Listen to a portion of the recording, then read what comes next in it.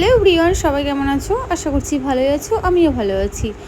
আর গেল মঙ্গলবার আমাদের বাড়িতে, মানে আমার বাপের বাড়িতে ছিল কিন্তু কালী পুজো, যেই পুজোটা প্রত্যেক বছর করা হয়। আর এত এত সবজি কাটা হচ্ছে, এর কারণ হলো খিচুড়ি বানানো হবে, যেটা রাত্রেবেলা সবাইকে দেওয়া হবে আর কি, পাড়ার মানুষকে। তো এখানে দেখতে পাচ্ছ ভাই কিন্তু এখানে মশলা করছিল, আর এখানে বাবা কিন্তু ছিল রান্নার দায়িত্বে। এখানে কিন্তু কি মুগ ডাল হলো কি সিদ্ধ করা হচ্ছিলো, যেটা খিচুড়ির মধ্যে দেওয়া হবে। তো তারপরে এখানে সব সবজিগুলো ভালো করে কষিয়ে নেওয়া হচ্ছিলো, যাতে খিচুড়িটা রান্না করতে বেশি সময় না লাগে। সেই জন্য আগে থেকে সব সবজি এখানে কষিয়ে নেওয়া হচ্ছিলো।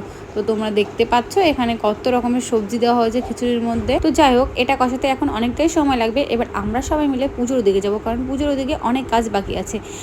তো এখানে দেখতে পাচ্ছ নাড়ু, লুচি, সুজি এগুলো কিন্তু বানানো হবে। আর এখানে কিন্তু ফুলের মালাও বানানো হচ্ছিলো, জবা ফুলের মালা, যেটা ছাড়া কিন্তু কালী পুজো একদম অসম্পূর্ণ। আর এখানে কিন্তু মা চলে এসেছে, আর এখানে কিন্তু মাকে বরণ করে নিচ্ছিল আমার মা আর বৌদি মিলে। সেই ভিডিওতে তোমাদের সঙ্গে আমি একটু শেয়ার করলাম, যে এতটা ভালো লাগছিলো দেখতে, তাই একটু ভিডিও করে নিয়েছিলাম। যাই হোক, তারপরে এখানে দেখতে পাচ্ছ আমি কিন্তু পুজোর দিকে ব্যস্ত ছিলাম বলে আমি কিন্তু আর ভিডিও দিতে পারিনি রান্নার। তো ফাইনালি এখানে এসে দেখলাম খিচুড়িটা নামানো হচ্ছে, আর এখানে অনেক লোকেই প্রসাদ খাচ্ছে। যাই হোক, আমি একটুখানি ভিডিও করে নিয়েছিলাম।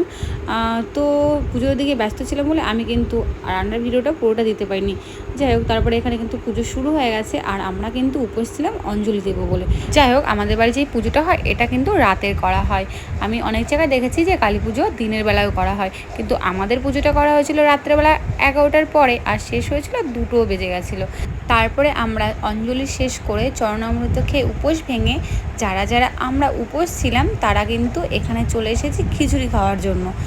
আর তখন কিন্তু ঘড়ি কাটায় প্রায় 3টে ছুঁই ছুঁই। আমরা তখন কিন্তু সবাই মিলে খিচুড়ি খাচ্ছিলাম আর বেশ কিন্তু এনজয় করছিলাম। যাই হোক, খুবই ভালো লাগছিল। আর আমার পুজোর খিচুড়ি কিন্তু খুবই ভালো লাগে, আর এই খিচুড়িটাও কিন্তু খুবই টেস্টফুল ছিল।